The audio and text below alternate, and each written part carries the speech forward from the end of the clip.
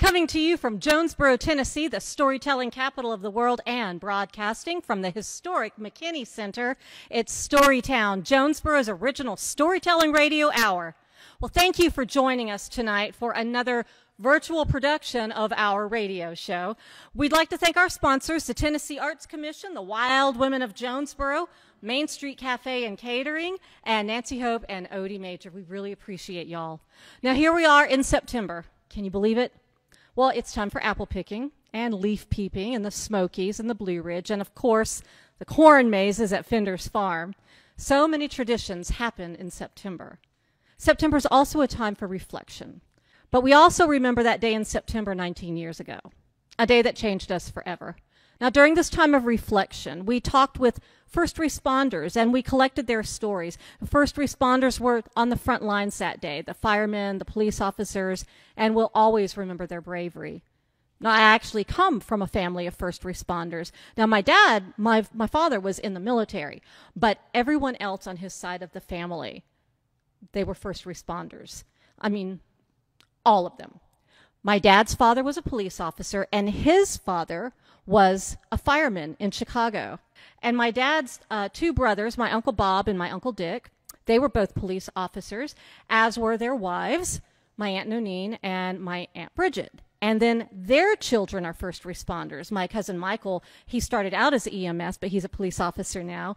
And my cousin Jimmy and my cousin John and his wife, they're all on the police force. And come to think of it, my dad is the only one who didn't join the police force, but he did join the Army, and we used to joke that it was the same job, just different uniform. Well, I spoke with my cousins earlier this month, and they had some stories to share, especially about their parents, my Uncle Dick and my Aunt Bridget, and I heard this from my cousin Katie. My mom and Dad met while Dad was working undercover as a bum, and Mom was an ER nurse at the Catholic hospital, and she tried to kick him out of the hospital while the nun in charge let Dad get coffee and realized he was okay and let him stay. He went back and cleaned up and asked her out. It worked out. They were together for the rest of their lives. They loved to tell that story, especially Mom. She was tough enough to have him kicked out, too. Later on, Mom joined the force and was on for 17 years. Dad was on for 41 years. The same star number has been worn by 3 generations of our family. It's really special. The same number since, I believe, 1935, 85 years ago. Since Grandpa first wore it, then Uncle Bob, my dad, and now my brother Mike.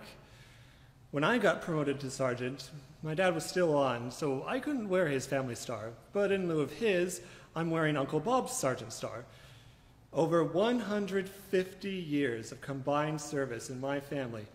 I have 2 daughters. I don't know if the badge will be passed on to them or maybe to one of my many other nieces and nephews. But I do know that there's something in the family blood, this mission to serve. So I'm pretty sure that star won't be retired anytime soon. Thanks, Katie and John, for your stories. Now, you might imagine these generations of seasoned police officers being stern and tough. Well, yes, I'm sure they are on the job, but they are some of the funniest people that you will ever know, that I've ever been around. My cousin Jimmy, he could have a side job as a stand-up comedian, and my uncles, they were the best, or maybe that was the worst, depending on if you were the one having the joke played on you, practical jokers, and my dad too. And all of them were jokesters. Well, they've experienced some really difficult situations, things that you and I couldn't even conjure in our imaginations because it's just not normal situations. Each one of them has been injured or wounded in the line of duty. The humor helps. Their faith helps. And, of course, family. At the end of the day, they're people with scars and doubts and worries and children and spouses and parents and pets. And so often we'll look and we'll see the uniform, but it isn't made of magic cloth. I mean, yeah, the flak jackets, they do seem like magic, impervious to bullets, but not impervious to the very strange reality that they face every day, not impervious to the things they witness and experience and carry home with them. The uniform comes off at the end of the shift, but those experiences remain. Well, this month we spoke not only with these kinds of emergency responders like police and firemen, we also connected with first responders of other sorts: nurses, doctors, disaster relief, volunteer helpers, people who step up and are the first to respond when desperate need arises in the community. And we are so fortunate to have these people serving on our behalf. Now, our cast, as always, is a mix of actors, storytellers, and just people who value our stories. Tonight, some of them will tell their own, like our wonderful stage manager, Phyllis Fabosi, right here. September the 11th, 2001, a day I'll never forget. I was going about my normal routine before going to work at the hospital. I was on the tennis court when the groundskeeper came over to our court. I don't think it's true, but they just announced that a plane flew into one of the Twin Towers. I agreed. Surely that wasn't true, and continued playing. It wasn't long before the groundskeeper came over to the court again. Phyllis, Jesse, it is true. Another plane just flew into the second tower. What? This can't be. It can't be. I picked up my gear and went home as quickly as I could. I turned on the TV. This can't be happening. But it is. My instinct was to try to help immediately. I'm a nurse. That's what I do. Try to help whenever I'm needed. I went to work that afternoon and could do nothing but pray. I was working with 16 adolescents on a psychiatric unit. They were aged 11 to 18. There was no way we were going to be able to have the TV on in that living room, their common area. It took the entire team to come up with a plan to how to give these young children this news about America in a way that they could start to process it. This was a good project for us because we were trying to do the same thing. It was decided to meet in age-appropriate groups with different leaders for each group. There would be no time limit, and every question was an important one. The leaders were to jot down who said what so we could kind of know how this news was affecting each one. We also decided there would be absolutely no television. We did not want their young minds saturated with such violence. I remembered it was played over and over like a recurring nightmare, even showing some of the people jumping out of the windows. I wish I'd never watched that part. Even after I turned it off, I still recall it was a defining moment in that day. I wish I could forget that part. But the rest we have to remember. We must remember, no matter how hard. Well, in any case, I'm glad to report that our young patients were all over the map with questions, but were able to settle for the night without problems. A few needed some medicine to help them sleep, because even without the images, the news created such anxiety among us all. As their caregivers, we knew that this was just the beginning. These were young minds that would have a lot more questions, and they did, and I still do. Thank you for that story, Phyllis, and thank you for being who you are. Well, up next, we've got another cast story, well, sort of. Our own Sadie Hyatt's Mama worked as a... Miss Jules, if you don't mind, I want to introduce my Mama because she's my hero. You go right ahead, Sadie. My Mama Ann Wooden is awesome. Way back in the 1900s, it was 1994, way before I was born, my mama worked disaster relief for a big hurricane that came through Macon, Georgia. The town was cut off from the world for days because their roads and interstates were flooded from Hurricane Alberto, which just sat over the state for days without moving. The rains caused worse damage than the wind. And that's right where my mama was sent to work. Right, Mama? That's right, Sadie. My, you do listen to my stories well. Yeah, they're good. And you tell them a lot because I asked you to. So tell them the hurricane story. Well, it was 1994, and I was working for the Department of Family and Children's Services, the DFACS for short. Well, shorter at least. I was a case manager, and I was recruited for first responder duty in several areas of Macon. Our roads were underwater, and a large number of families were displaced because their homes were underwater, or they had to relocate because of threat of floods from the storm that stalled and wouldn't leave. I'd never seen such torrential downpours. What's worse, though, is that with all that rain, we were without water for 21 days. You see, the flood washed out the water purification plant by the Ocmulgee River, which was the main water source for the city. Water, water everywhere, and not a drop to drink. Is this where I line up for water? Yes, the line starts right over there. Glad I got here early. There's only about 100 people in front of me. I imagine this area will be swamped pretty soon. Swamped with people, and not more water, I hope. Yes, thankfully the first load of drinking water arrived into Macon. Would you believe it was from Johnson City, Tennessee, sent by Laurel Water Bottling Company? We were so grateful. One of my first responder duties was to hand out water at different stations located throughout the area and to take water to clients who were not able to pick it up. Oh, and did I mention that because we had no water, we also had no toilets? So everywhere the eye could see and the nose could smell were porta potties. To this day, I cannot use a porta potty. It was also during this time that I learned I could take a bath in 4 gallons of water in the bathtub. A few days into the flood, Macon was declared a federal disaster area, and anyone who had lost food during the flood could be eligible for food stamps to replace their lost food. Excuse me, is this the line for food? I normally wouldn't need to, but you know, I haven't been home or able to work in weeks, so... Yes, sir, of course, and that is exactly why we're here. The line starts over that way. I'm afraid there's quite a few in front of you, but be patient. We're working all day and night. Thank you. We were recruited to work 10 to 12-hour days in a central location to interview and determine if applicants for the disaster food stamps were eligible. I looked around and, oh, the area was just devastated.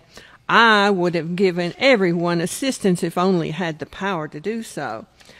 On the last day of interviews, the last client I had was a little middle-aged guy who lived extremely close to the river and was evacuated abruptly from his home because of the sudden flood. The questions for eligibility were rather short and simple, such as, did you lose any food? Did you have to buy paper plates or water? Because the first few days before the assistance arrived, the water had to be brought. And also, did you have to rent a room when you were evacuated, and what was your income? You know, just the basic questions so we could get people what they needed quickly. We were seated at folding tables, which were not very wide, and the applicants were seated across from us, so we were face to face with them for the interview. So I gotta answer all these questions? Yes, it's just a formality, but you know the government, they need all their paperwork. Well, let's see. Yeah, I bought some paper plates and, of course, water. I had to rent a motel room when the flood headed toward me home, and that's when I lost it. Lost what? The pickled pig's feet. A gallon of them. Beg pardon? Well, you see, me and the boys were having a little game before the flood come. When the emergency folks came by and told us to leave immediately, we cut out and got in the car right away and went to a motel. We could also finish our game safely, but in the hurry, I forgot the gallon of pig's feet we were going to eat during the game, and Well, did you win any money from the game? No, not that night. I actually lost a little, along with my pig's feet. So I approved him. My co-worker Joanne was sitting next to me and asked after he left what I was going to do if he had said he won. I told her I'd just count it as extra income and approve him anyway. Thanks for that great story, Mama. And thank you, Sadie, for sharing your mama with us. The ordinary people that we work with and interact with every day, they're also some of the very people who put themselves on the line for their community. And people have been doing this here in Jonesborough for a long time. Well, up next, we have Angie Fellers-Mason from the Heritage Alliance to give us an historic look at first responders in a segment that we like to call Ask the Historian.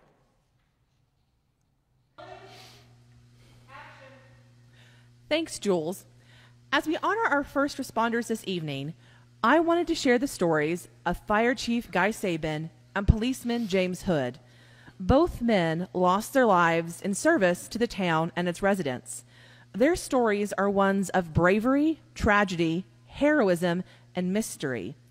We'll begin with Fire Chief Guy Sabin, who was raised in Naperville, Illinois, but he decided to make Jonesborough his permanent home. There was someone else who paid a visit to Jonesborough before Mr. Sabin, though, an entity that would greatly alter the course of his life. The Fire Fiend. The Fire Fiend! The Fire Fiend!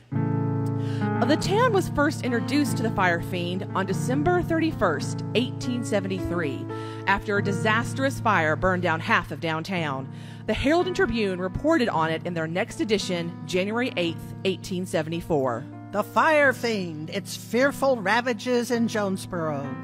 1873 will be a memorial year in the history of Jonesborough for the dreaded scourging of pestilence and excessive loss of fire. The last day of the old year was one of peculiar and almost irreparable misfortune to a few of our citizens. The eye of the day and year closed amidst the ghastly horrors and fierce wrath of a disastrous conflagration.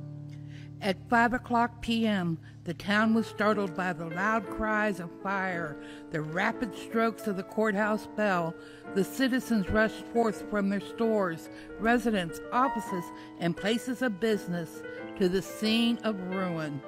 During the burning of the buildings, columns of densest, blackest smoke pinnacled upon the top of the flaming pillars rose high into the mournful morning heavens. This burning will mark one of the most disastrous days that ever befell Jonesborough. My name is Guy Sabin. Fire never scared me, not the heat nor the blaze. Fire can be defeated. It can be bested, but you have to have the right tools. A bucket and water will only get you so far. I came to this town from Illinois with my wife, Nanny, and our family. Her father was a doctor here, and I a practicing lawyer. We'd traveled all over the Midwest, but nowhere felt right until we came to Jonesborough. This was our home. This was where we raised our family. We were a part of this place. And I couldn't stand to see it burn, see it crumble before my eyes. Businesses failing, children dying, crops withering away. Sometimes those things are inevitable. But fire, fire can be defeated. The next time the Fire Fiend comes, we can best it. I told anyone who would listen, get me a fire pumper and a ladder truck, and I will fight for you. This is my home, too. I was appointed fire chief, and I wore that mantle proudly. The pumper came, and the ladder truck. We kept him behind the courthouse. I told my men to be brave and strong, organized, but not bullheaded. We were a united force, and we must work as one. When the bells chimed, when smoke filled the air, we would meet behind the courthouse. Together, we would take the pumper. Together, we would fight. Together, we would best the Fire Fiend. Woo! It was a Wednesday morning, real early, when the courthouse bell began to ring. The time had come. Time for the pumper.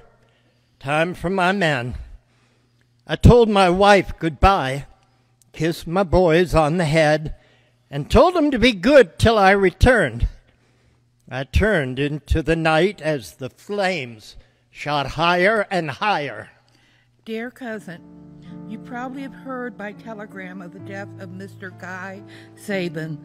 I know your heart is here, and you are mourning the sad intelligence. I wish you were here to help and comfort us, but there is nothing now to do. The noble, manly form lies in the parlor in a beautiful casket, natural as if asleep. Friends and neighbors come and go, and look with sympathy of the beloved face, and every man, woman, and child, as they go out, must whisper to their hearts, "He died for us." And in the other room is Nanny and the children, bathed in tears. Between 2 and 3 o'clock this Wednesday morning, the courthouse bell rang and the sky was lurid with the great fire. In the spring, Mr. Sabin had organized a fire company and bought an engine, and when the bell rang, he arose and told his boys to lie still and be good boys until Papa came back. As Mr. Sabin was always a leader in every good effort to benefit his neighbors, he ascended the ridge of an adjoining house to protect it and fell to the ground, breaking his neck and dying instantly. A painless and glorious release for him and on abundant interest. But oh, for the wife and children, how hard, how terrible. Mr. Sabin was the rarest and noblest specimen of Christian manhood in every respect. He leaves a fragrant memory, many friends, and no enemies. Fire Chief Guy Sabin died on September 5th, 1888. He is buried in the old Jonesborough Cemetery. When he organized the fire department, he had given orders that every fireman was to meet behind the courthouse when the alarm was sounded. But in the moment, he violated his own directions in an attempt to aid a neighbor. Who knows what might have happened had he gone to the courthouse instead. Guy Sabin was right about the fire pumpers, though. Once the town had firefighting equipment, a fire impacted 1 or 2 buildings only, instead of the entire block burning down. In the end, the fire chief did best the fire fiend. August 27, 1928, Johnson City Staff News. Jonesborough patrolman is slain. On the morning of August 26, 1928, the body of policeman James Hood was found on the lawn of the Presbyterian Church. To this day, his death remains a mystery. While officers continue investigating into the death of patrolman James F. Hood, 54, whose remains was found beneath a large tree on the lawn of the Presbyterian Church early Sunday morning, no arrests have been made and no definite clue has been unearthed by those conducting the investigation, according to Mayor J.T. Whitlock. Hood's body was found about 4:30 o'clock Sunday morning by J.W. Greenlee while on his way to work. Greenlee, according to the information given to Deputy Sheriff W.L. Fleming, was coming along the main street of Jonesborough and noticed the officer lying on the ground with his cap at his feet and his revolver nearby on the ground. I thought he was asleep, and I kind of kicked him on the foot to waken him, but I looked down at his head and saw he had been shot. I ran down to the jail and told Deputy Fleming, Greenlee stated. J.F. Gray, a member of the coroner's jury, stated that Hood was apparently slain by parties who struck him in the head, then took his pistol and shot him. Throughout the day Sunday, Deputy Fleming, assisted by other officers and Mayor Whitlock of Jonesborough, investigated numerous rumors which they thought might have connection with the unsolved killing, but no arrests were made. Fleming stated he heard a pistol shot about 3 o'clock Sunday morning and got up and made his investigation around the jail, as is his custom when he hears strange noises. On Hood's person, $14.25 in cash was found, as was his flashlight and several papers which were not removed. Hood had been a member of Jonesborough's police force for about 4 years and has always been a daring officer and tried at all times to do his duty as an officer of the law in protecting the lives and interests of the citizens of Jonesborough, Mayor Whitlock stated. Hood is survived by his widow and 2 children, Guy Hood of Johnson City and 1 daughter, Mrs. Cora Pickens of Kingsport. His funeral was held at his home, 300 West Main Street. 4 young men were arrested in connection with the murder. The boys had been partying, and Officer Hood was called to the house that night for reports of disturbing the peace and public drunkenness. The woman who owned the house was the main witness for the prosecution. She claimed the men waited in her garden for the officer and attacked him. Her testimony was discredited, though. Why? She was a woman living alone with an illegitimate child, and the defense got her to admit that she was a woman of under-the-average intelligence. In the end, no one was brought to justice for the crime, and most people who know the truth are sadly gone. The mystery remains, but so does the memory of Officer Hood and the sacrifice he made for his community. Fire Chief Guy Sabin and Officer Hood, we remember you. We do indeed. Well, if you're just tuning in, you're listening to Storytown, Jonesborough's original storytelling radio hour on WETS FM 89.5 out of Johnson City and on the Storytown podcast, wherever you listen to podcasts. And we're back. Well, you're in for a treat tonight because we've got a special music guest returning to the show this year because we just couldn't get enough of them last year. I know you're going to enjoy Jonesborough's own Sweetwater Troubadours. Hello, we are the Sweetwater Troubadours, and this first song that we're going to do is a Bob Dylan song, and since the theme here is first responders, we thought we would do a song that talks about sounding the alarm.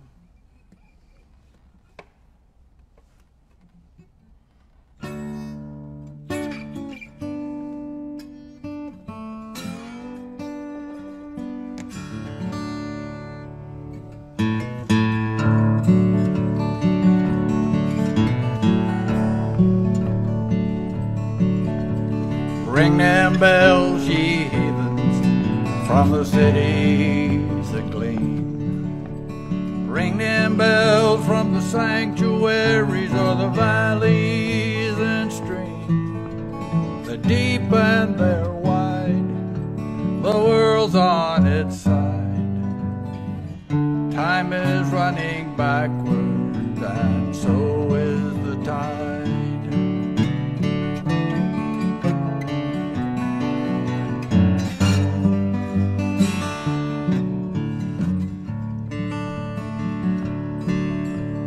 Ring them bells, St. Peter, where the four winds blow. Ring them bells with an iron hand so the people will know. It's rush hour now on the wheel and the plow. The sun is going down on the sacred cow.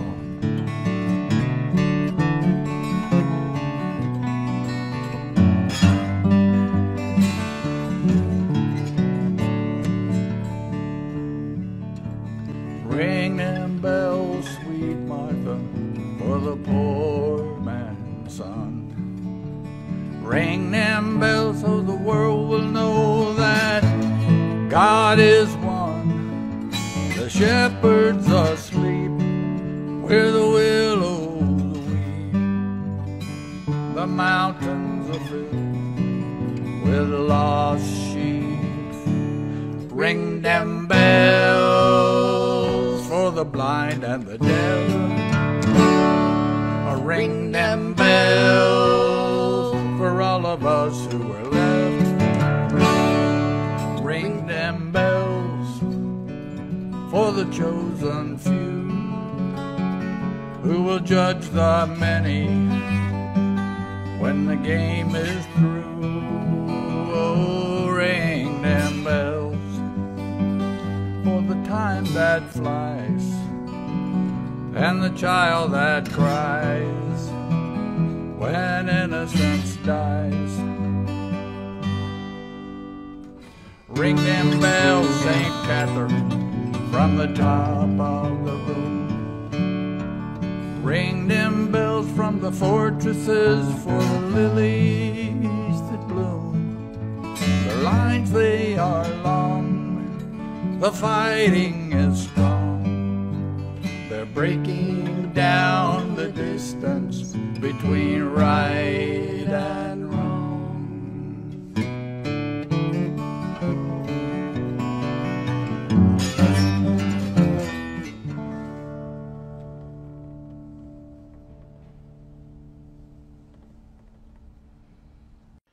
Oh, you too. That was just awesome.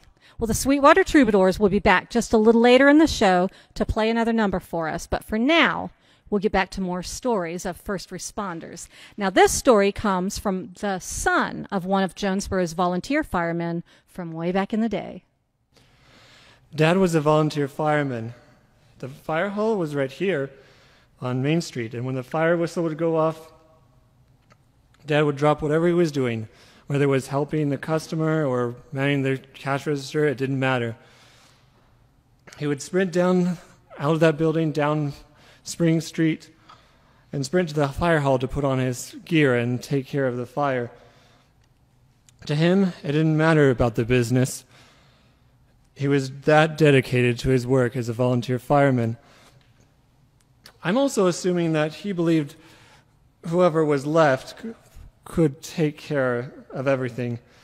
His father was the same way, too. My grandfather was a fireman, too. So many times I remember my dad coming in from a call and talking and laughing about it, especially if it was just a field fire or something like that. But other times he would just go upstairs, shower, and just keep to himself the rest of the day. I never understood, but my mom seemed to. I'd be told to go outside or play quietly on those days. I remember this one day, Dad coming in back from a local fire, smoke just reeking from his body. It was one of those quiet days. I looked at him as he walked through the door, and I saw that his eyebrows were singed. I knew that he'd gotten that close that day. I asked him what had happened. All he said about it was, "We took care of it." The thing about first responders, they don't talk as much as you'd expect. For all their experiences, you just don't hear much about it. They're always there, trying to help on somebody's worst day. That's their everyday. I have a story about a volunteer fireman.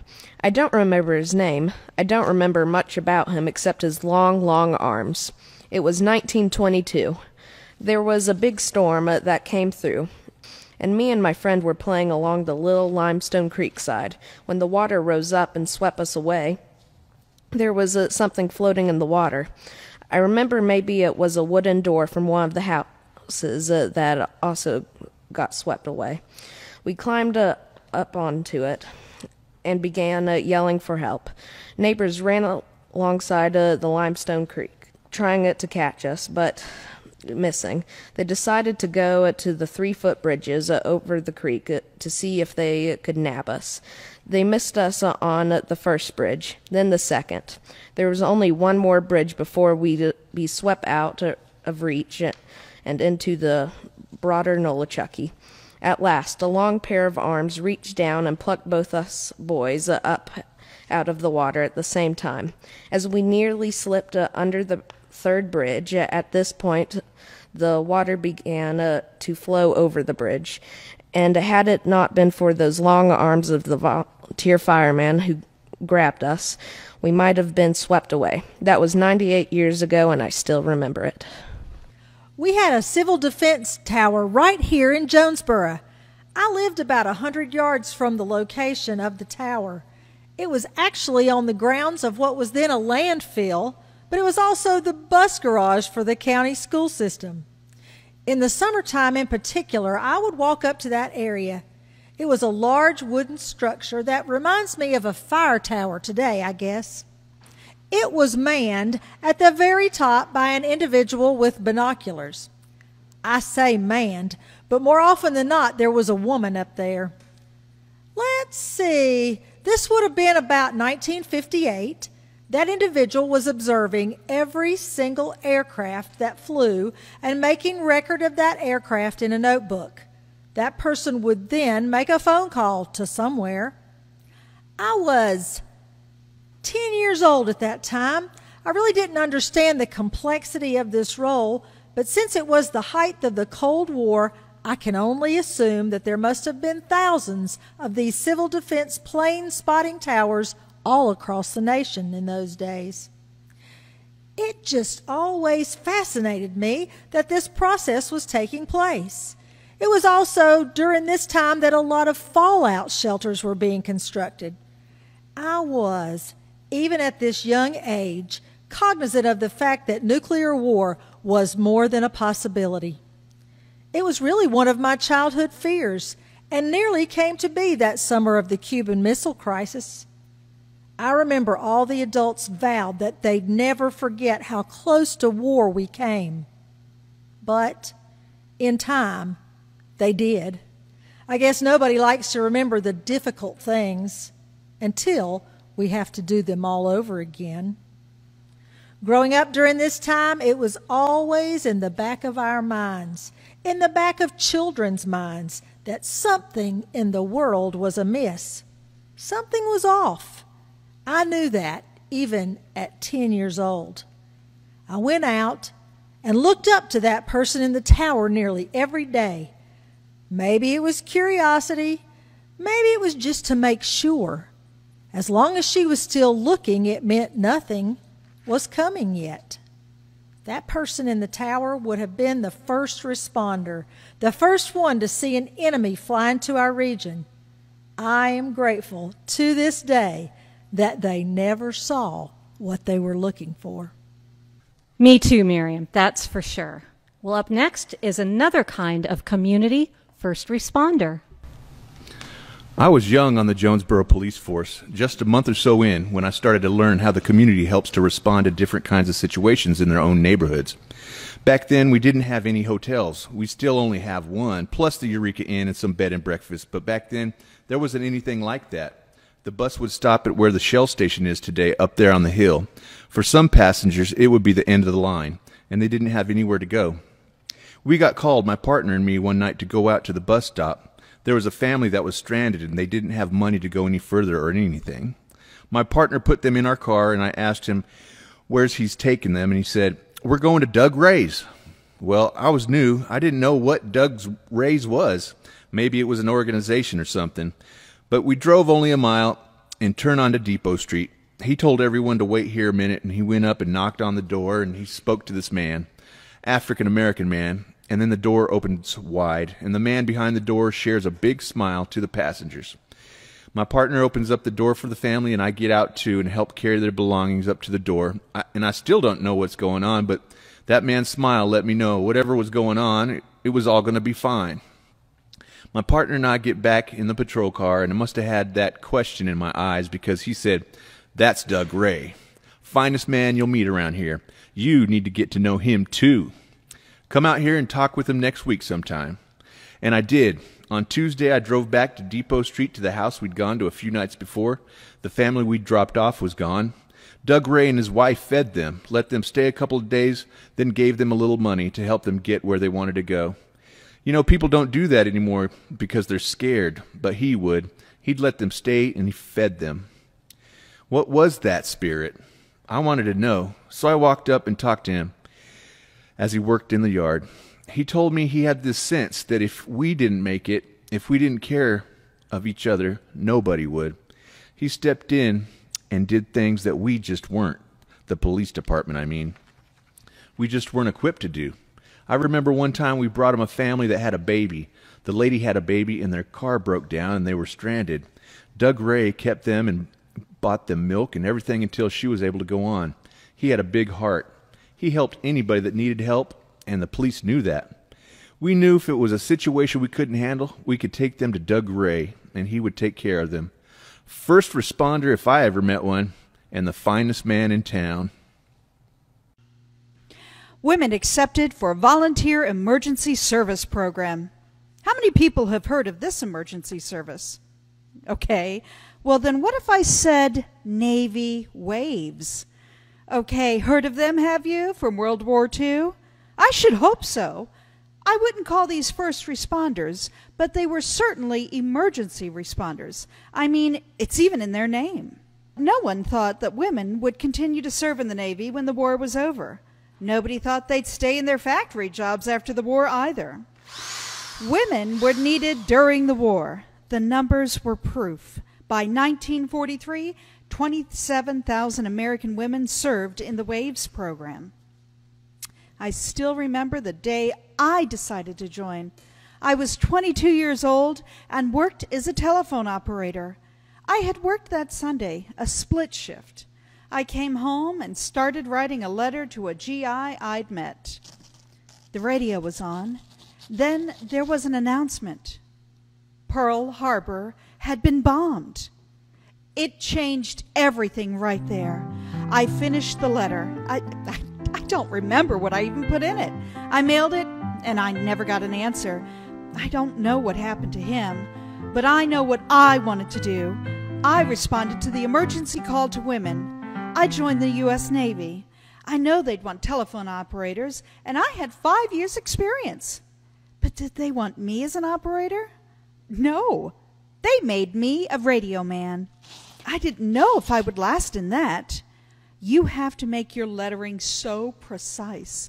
See, you aren't really spelling out words. They sent messages as codes. So one letter that is misinterpreted can ruin a whole message. So much of my job was mysterious. We never knew what we were receiving. All the words and letters were garbled up. We just took down the messages given to us, and someone in intelligence would decode it. We did all the work. But you know, there was always a man assigned to each of our shifts. It was like a big sign to us that it says that they didn't think we can do it on our own. But week after week, we proved them wrong. All of our messages were clear and easily decoded. We did what it took to win the war. But so few people knew about our work, and still don't know. I belong to a church, and I think I am the only one who is a World War II veteran. But I went to tell our chaplain when he overlooked the World War II veterans at the service, thinking he didn't have any. I told him, I'm a veteran. And he said, But you're a woman. And I said, yes, women served too. See my button? I always wear a button that says, Women Serve Too, along with my veteran's cap. He said, Dolores Milanecki, I apologize for overlooking you. Thank you for serving your country. You know, the fire department has this saying, when called, we respond. I like to think we all have something in us to show up in an emergency and serve the best way we can. We're a stronger community when we all take responsibility for each other. That's how we won the war. And that's how we'll get through anything. By stepping up, making sacrifices for our brothers and sisters, and responding when called to action. That is so true. I want to thank Dolores Milanecki for that story, and thank you for your service and for the reminder to step up. If you're just tuning in, you're listening to Storytown, Jonesborough's original storytelling radio hour on 89.5 FM and on the Storytown podcast. Hi, we're the Sweetwater Troubadours again. We're going to do this time for you a couple of songs. The first one is an Abigail Washburn tune, and I guess the message of this song is when times are hard and you're in trouble, help is wherever you can find it.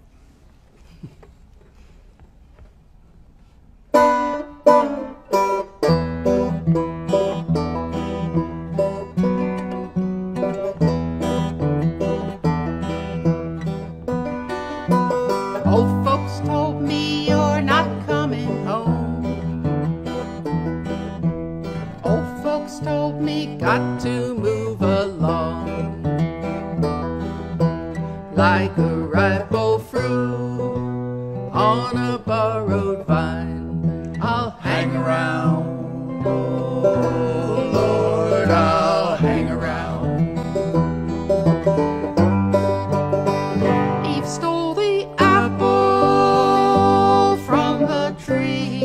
Oh Lord, I know she could be me. I know she could be me.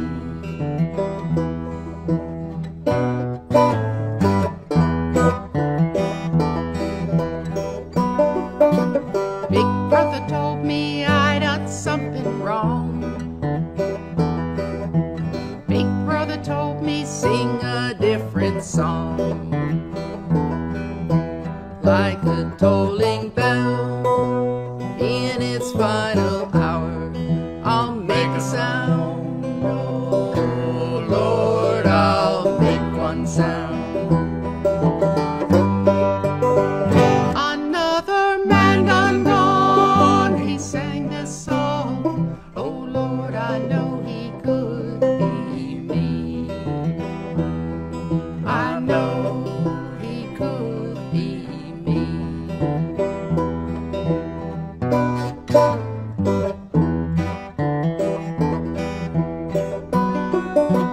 Round the mountain there's another shore. Round the corner there's another door. Like a bleeding man on his native soil, I'll stand my ground, oh Lord, I'll stand my ground.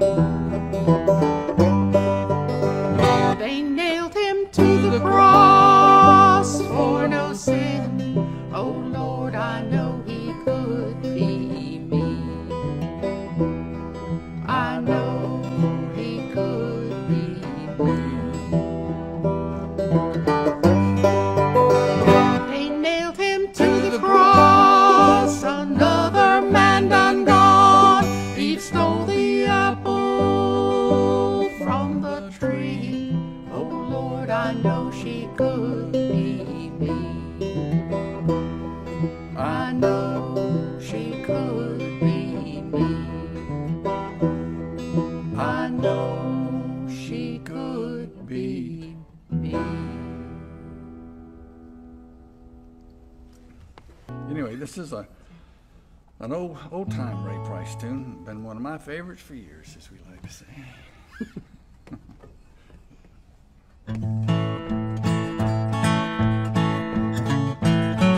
There ain't no chain strong enough to hold me, ain't no breeze big enough to slow me. Never have seen a river that's too wide.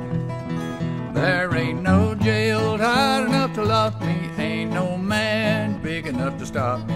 I'll be there if you ever want me by your side.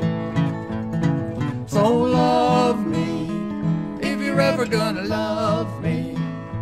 Never have seen a road too rough to ride. There ain't no jail tight enough to lock me, ain't no man big enough to stop me. I'll be there if you ever want me by your side.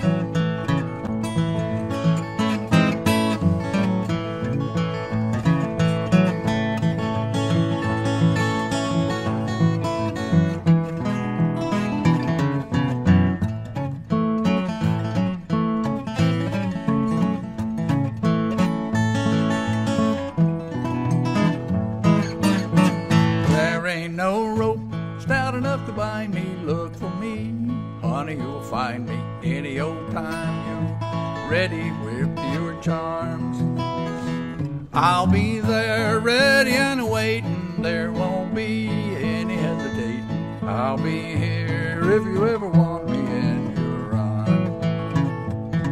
So love me if you're ever gonna love me. Never have seen a road too rough to ride. There ain't no chain strong enough to hold me, ain't no breeze big enough to slow me. I'll be there if you ever want me by your side.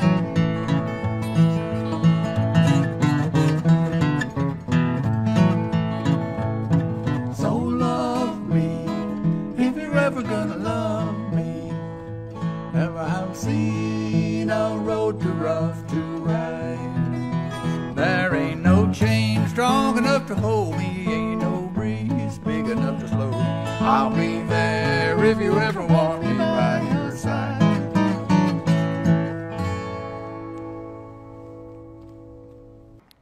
Thank you so much, Sweetwater Troubadours. We are always excited to have you on the show with us. Come back anytime, and we really mean that. Well, we've spent some time tonight with stories about firemen and nurses, disaster relief personnel, community volunteers, and police officers. Well, up next, we've got a story from our good friend Richie, who is a retired police officer from Miami who made Jonesborough his home. Richie is also a wonderful artist. Well, in this next story, his grit, his artistry, his experiences, and his heart come through. It isn't easy, but neither is his work.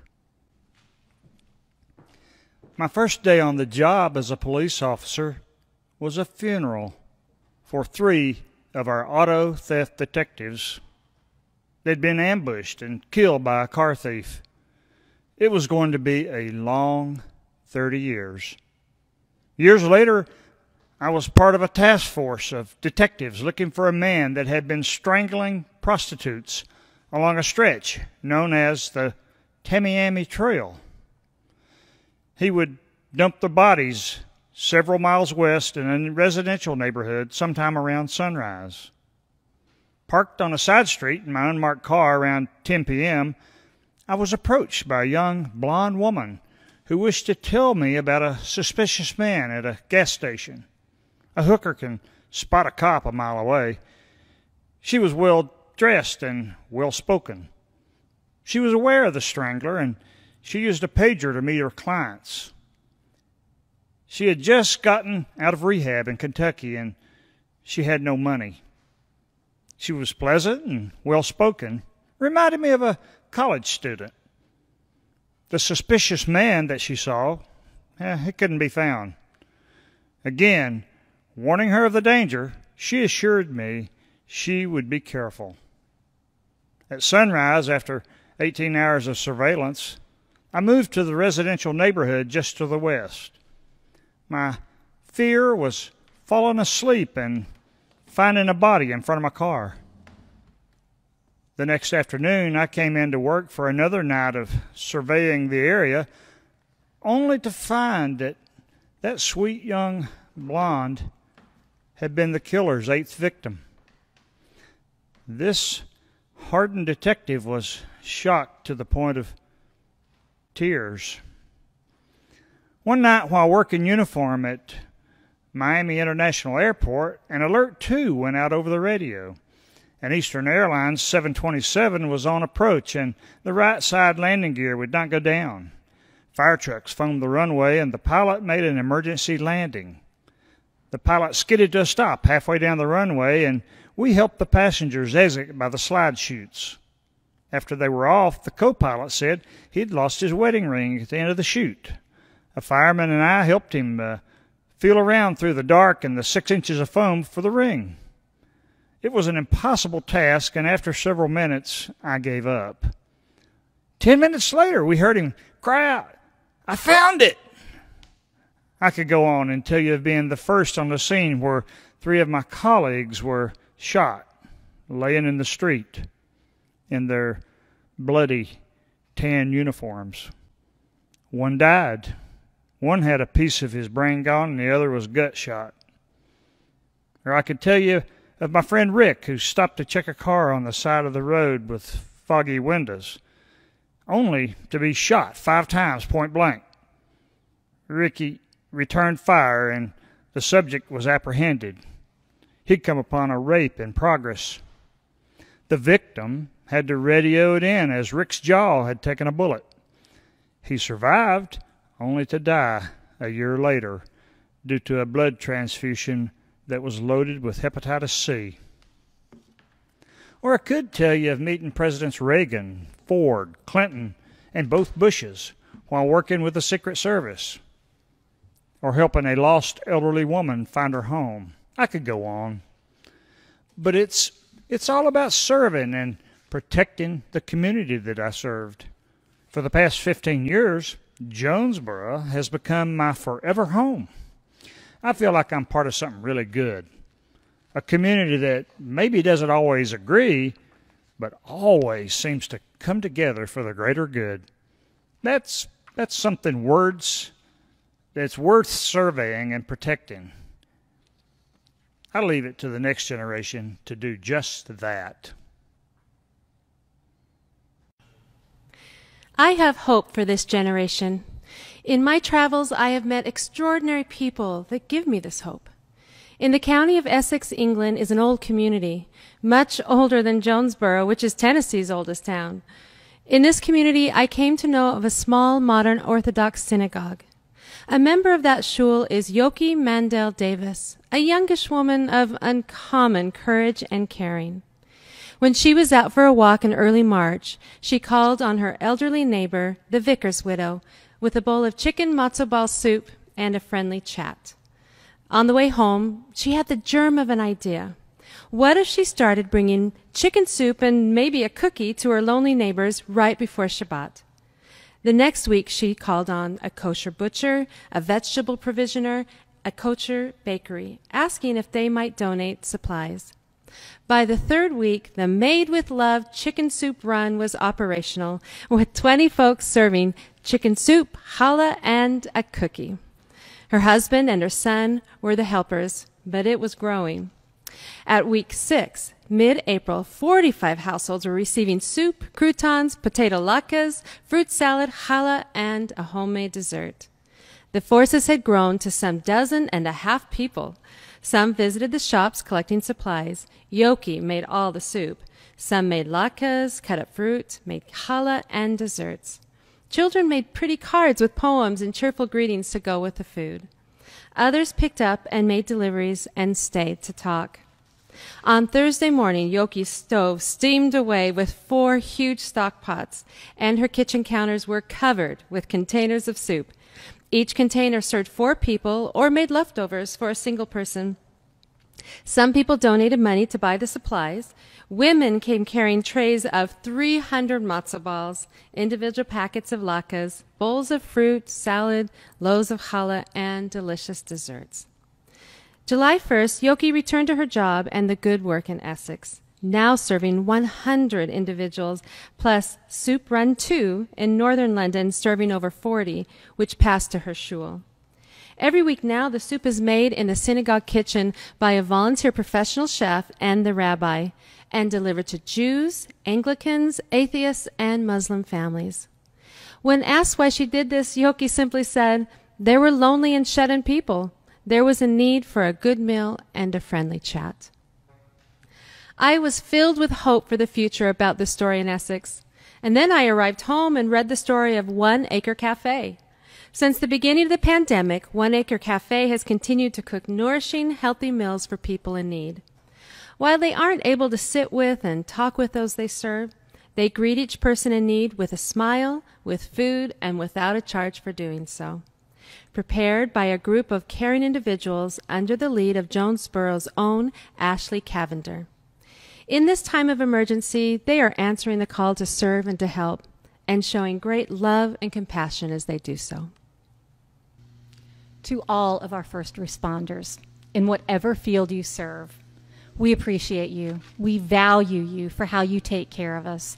Sometimes saying thank you doesn't seem worthy enough. We sometimes feel overwhelmed by your actions and perhaps can't say anything at all.